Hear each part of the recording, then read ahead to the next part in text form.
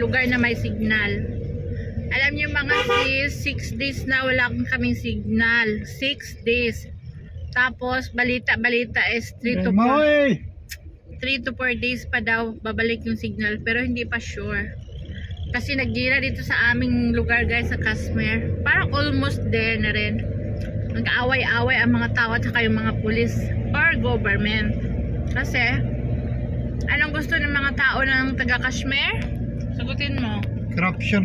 Walang pakit corruption. Walang corruption. Gusto sila no more corruption. Bakit doing big person? Minister corruption. Same lang din nangyari sa Pilipinas. Almost same lang sa ang bansa ka man. Meron talagang corruption.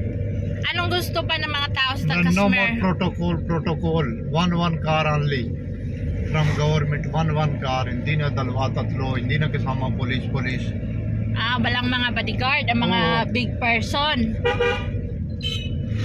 So yun ang gusto ng mga tao. Hindi 2, 3, 4 ang kotse ng mga nakaupo sa kanilang bayan. The house, using other from government, doing that one.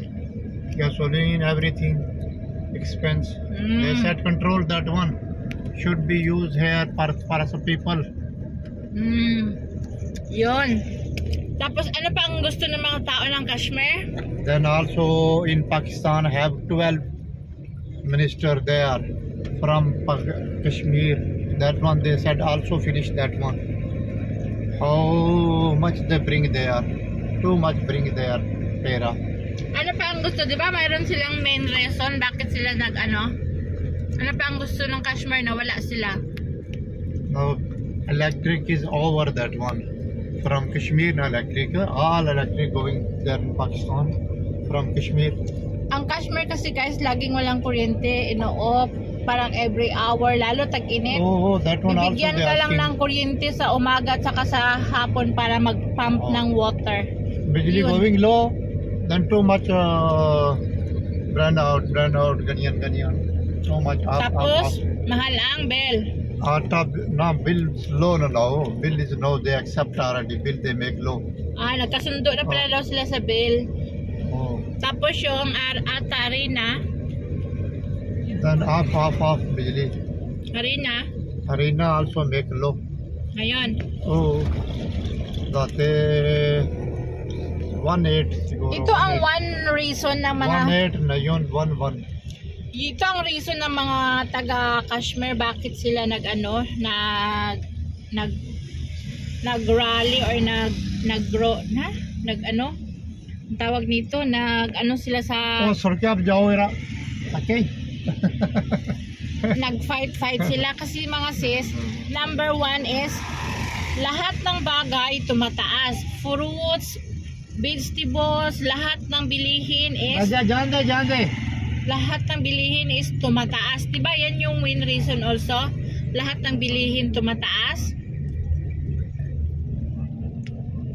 So, pangalawa, gusto ng taga Kashmir magkaroon sila ng malaking hospital kasi pag malaki hospital also. Ganyan Islamabad. Kasi pag mayroong emergency dito, hindi tinatanggap ng small hospital dito. Ni-refer sila doon sa city. Ilang takbuhin pa lang yung city, 3 to 4 hours. Baka ang pasyente hindi na umabot na mamatay. So yun ang isa nila, yun ang pangalawa nilang also airport. Number 3, gusto din nila ng airport kasi ang airport nagtatravel ang mga tao ng madaling araw para ihatid ang passenger nila. Mag-travel sila ng mga 4 to 5 hours din sa city. So number 4, airport. Number 5, gusto nila ng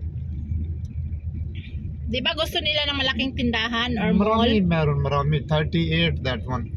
Gusto nila ng mall, malaking tindahan ng bilihan ng mga groceries, yung mga basta pamilihan, gusto nila malaki. 38 na ang request ng taga Kashmir na gusto gawin ng government ng Pakistan. Ano kaya yung 38 na yun? So ito lang yung ating important na number 5 na nalalaman. So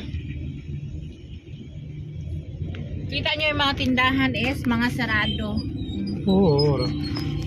lahat mga sis sarado, yung gulay, yung fruits, walang makapasok, pati yung linya na from the city or from the bukid pupunta sa city, wala talaga, bawal. 6 days na lahat ng bawal papasok dito sa Kashmir, mga kontrabando or mga ano man dyan, bawal talaga.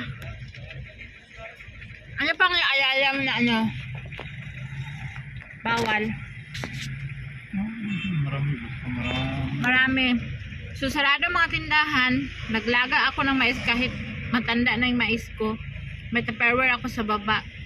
Kasi alam ko sarado ang tindahan, walang bilihan ng pagkain. Nagbaon na rin ako ng tubig. Kasi pupunta kami sa signal na, sa lugar na may signal. Kasi buti na lang, kaka-off lang ng signal. 6 days ago, kakausap ko lang ng aking sister.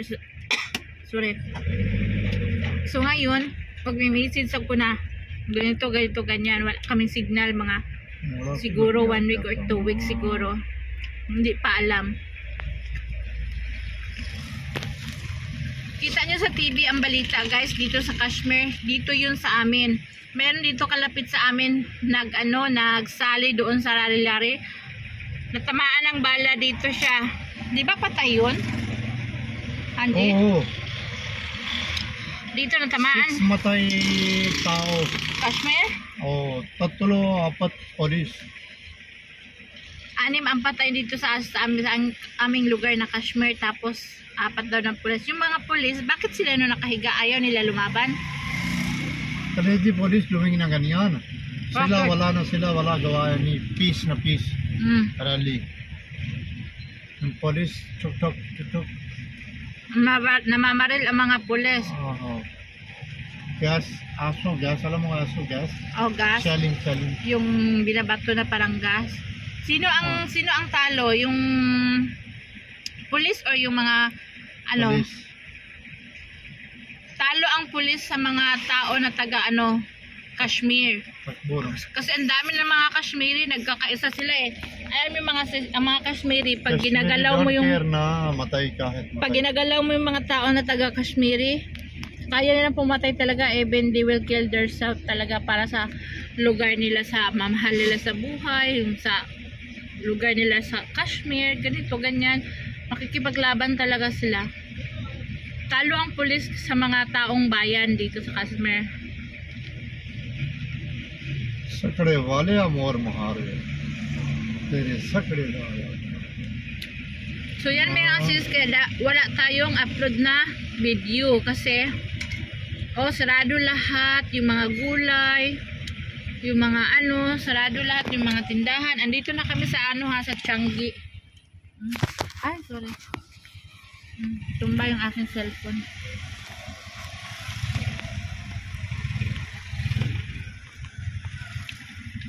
Bata, tinatawanan ka? Hindi pala. Islamabad na yun, have na big blotter, chaka pelanti, put in the jail, pag wala na license. Mga lalaki?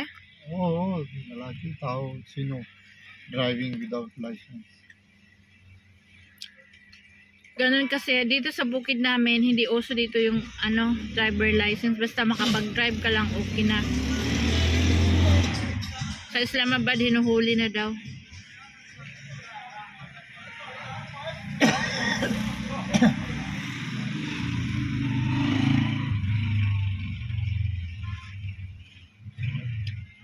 Napakalaking problema dito sa lugar namin. Hindi namin alam kung kailan pa babalik ang signal. Lahat ng network shutdown. Pagkain, shutdown. Mga tindahan, nag-shutdown. All networks, wifi. मैं वो था खलना हो जाके ट्रेनिंग को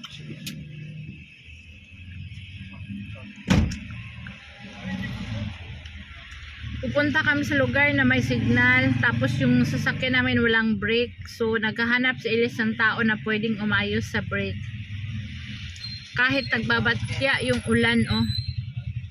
Malaki yung ulan na darating. Umulan na kaninang umaga.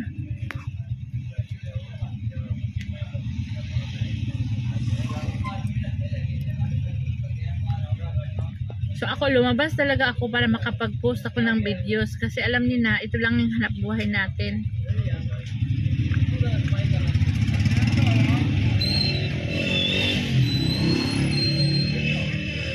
Pag walang signal, wala talaga. Sabi ko kay Ilya, 6 days na. Maliban sa walang signal, bored na bored ka sa bahay. Walang wifi. Andun lang, masakit yung katawan mo sa kakaupo, kakahiga.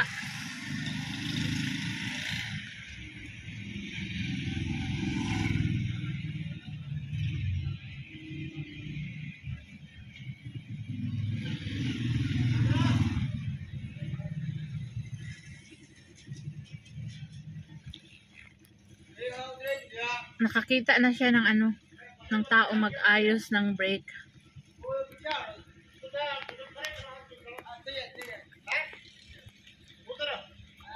Thanks God. Nakapunta na kami sa lugar na may signal. Number ko ni Jason na. Ewan ko baka may checkpoint sa dulo. Baka maharang kami or what. Siya going there. Grabe mga sis. 6 days walang internet. And di pa alam nila mga balita. Wala pang balita kung kailan babalik o i-resume lahat ng mga signals. Lahat ng SIM cards. Walang signal. So yun. Kaya mga school shutdown. Lahat shutdown talaga as in lockdown. Lockdown. So yun. Napakahirap ng ganito. Paano na lang pag may may mga nagkasakit na mga batang maliliit. Sarado dito sa amin.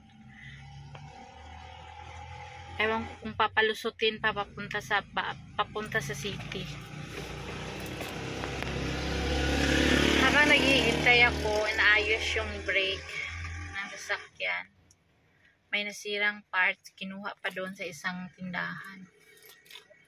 So, papunta tayo sa sa isang lugar na may signal. Nakapost na ako ng video doon. 2 to 3 videos. Sana may signal. Tapos mag-hotspot lang ako sa cellphone ni Ilyas.